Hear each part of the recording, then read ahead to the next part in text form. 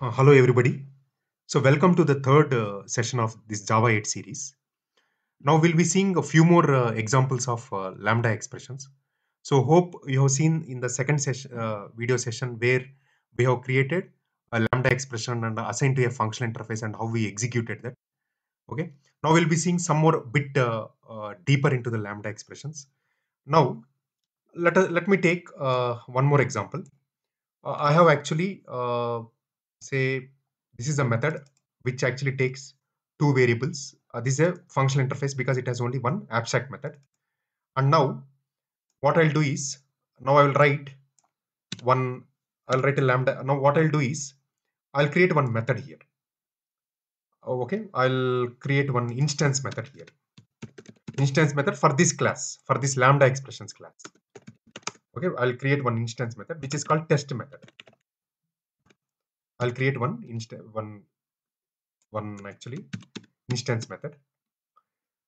Okay, now in this instance method, I can actually what I'll do is in this instance method, I will actually instead of actually in the earlier example we have seen lambda expression declaring and assigned to function interface in the main method only. So instead of main method, I will write one separate instance method. In that method, I will now write the lambda expression. So what is the lambda expression for this? I'll remove method name, access return type, and access specifier, and I'll have only int x comma int y. So I'll just say int x comma int y, and then I'll just say return, because if I put return, I should have braces. Okay, so return, though it is a one-line code, return x plus y. Okay, now I'll assign this to functional interface.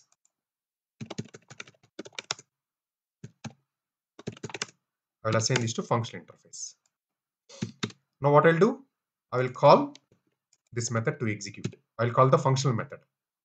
I'll call the method that is defined in the functional interface to execute. So 3 comma 5.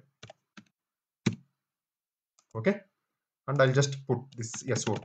Just put SOP, or I can return this value also by changing the method signature of this calling. So I can just put SOP here just to see. Now this method can be executed from this class by the object of this class, because this is an instance method, right? Test method. So what I'm doing, I'm simple. So I'm just creating, instead of creating this lambda expression in the main method, I'm creating in a separate instance method, and that instance method I'm calling from this class object.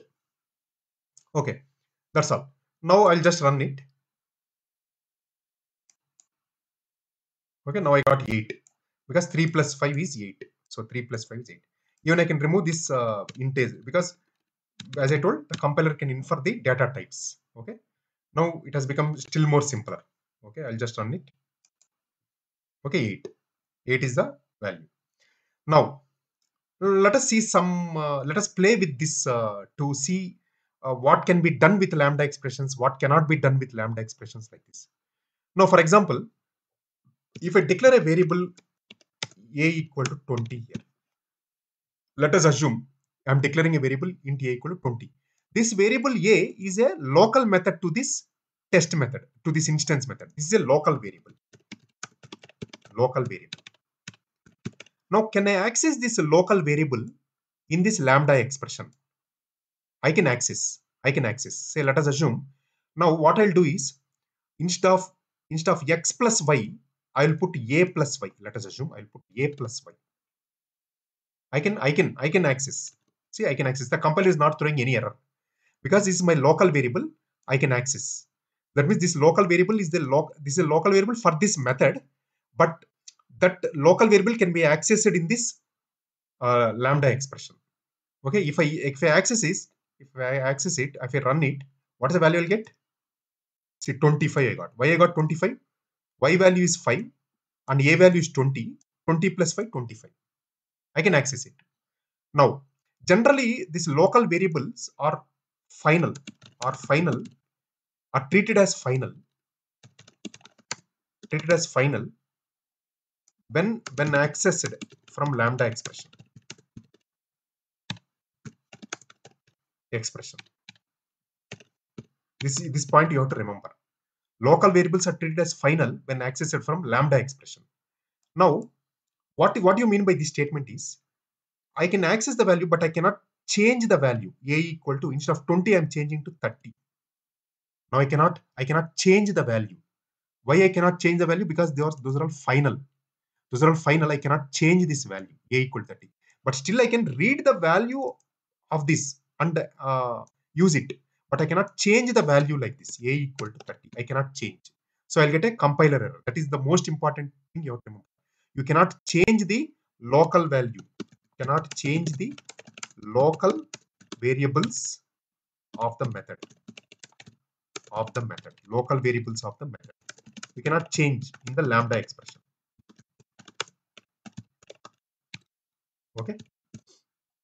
But let us declare some instance variable like this. Int z is equal to 20.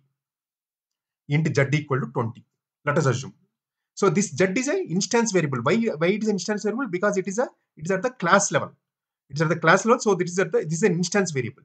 Now, can I access this instance variable in the lambda expression? Yes, I can access. I'm just putting comment here to avoid the compilation error. I can access. Okay, I can access. So instead of A, I will put Z. Instead of A, I will put Z. Okay, instead of A, I will put Z. Now, what is the value I will get? Automatically, I will get instead of, okay, I will put here instead of 20, I will put 40. Let us assume 40. Now 40 Z plus Y, 40 plus Y, Y is 5. So I'll get the result as 45. Let us think. Yes, I got 45. Okay, I can access so in the lambda expression, I can access the local variables of the method. Even I can access the instance variables of the instance variables also of the particular class. But I cannot change the local variables of the particular. But can I change the instance variables? Let us see. Can I change the instance variables? Now z equal to 40 is declared here. In the lambda expression, this is the lambda expression, right? So in lambda expression, I'm changing z equal to some 35. I'm changing z equal to 35. Yes, I can change. See, it is allowing. My compiler is not throwing any error. That means, so can change instance variables. Can change instance variables. So these are not final. Can change instance variables. Now when I change instance variables, now this value will take precedence when compared to this value. But this will be the latest value. Now I'll get 35 plus 5, 40. I'll get 40. No, we'll see. See, I got 40. Okay. Now let us assume this also has x. Let us assume this also has x. This also has x. Now x is already a variable in lambda expression, and instance variable also x. How to differentiate between this x and this x? Okay. For that, I will use this dot x. This dot x. This dot x. Okay. First, I'll comment out this. We'll see whether this x value is read properly or not. So when I say this dot x, it will refer to the instance variable, to the class variable. Okay. And this x is a local variable. Okay, let me see. See, this dot x means it will take 40 plus 5, 45. If I don't put this dot x, it will take this local variable of the lambda expression x.